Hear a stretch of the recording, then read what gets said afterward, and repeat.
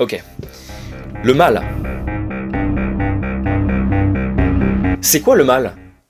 Avec un grand M. Satan, Hitler, Imou, ça c'est des représentations du mal, réelles ou non, mais c'est rare de voir une définition. Alors qu'on y est tous exposés, pour certains au quotidien. Alors il se trouve qu'il y a un philosophe en particulier qui a beaucoup écrit dessus, et il s'appelle Nietzsche. Lui, il est d'avis que ce que quelqu'un appelle le bien, c'est ce qui va l'aider dans le mouvement de sa volonté de puissance. Ok? Donc le mal, c'est facile.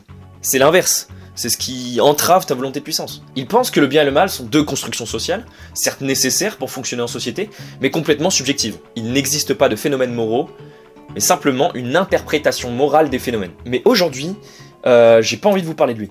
Ok, écoutez bien cette phrase.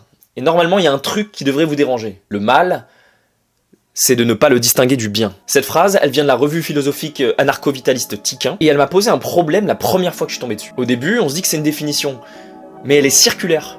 Bah oui, le dans la phrase « le mal, c'est de ne pas le distinguer du bien », c'est quoi? Bah c'est le mal. Donc le mal, c'est de ne pas distinguer le mal du bien. C'est circulaire. On définit le mal avec le mal. Et en fait, c'est hyper malin. Parce que ce qu'il veut dire, c'est que le mal n'existe pas à proprement parler. Que sa seule définition n'est pas une définition, mais une propriété.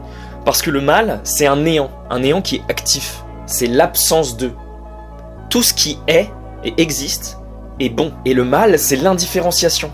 L'absence de justice, si vous voulez, d'équilibre. Les hommes n'aiment pas le mal. Ils aiment le bien qui est en lui. Rien de ce que l'homme n'aime n'est mauvais en vérité. Le mal, c'est l'avidité injuste, l'indifférenciation, le déséquilibre. Et ça, je pense que vous l'avez déjà tous observé.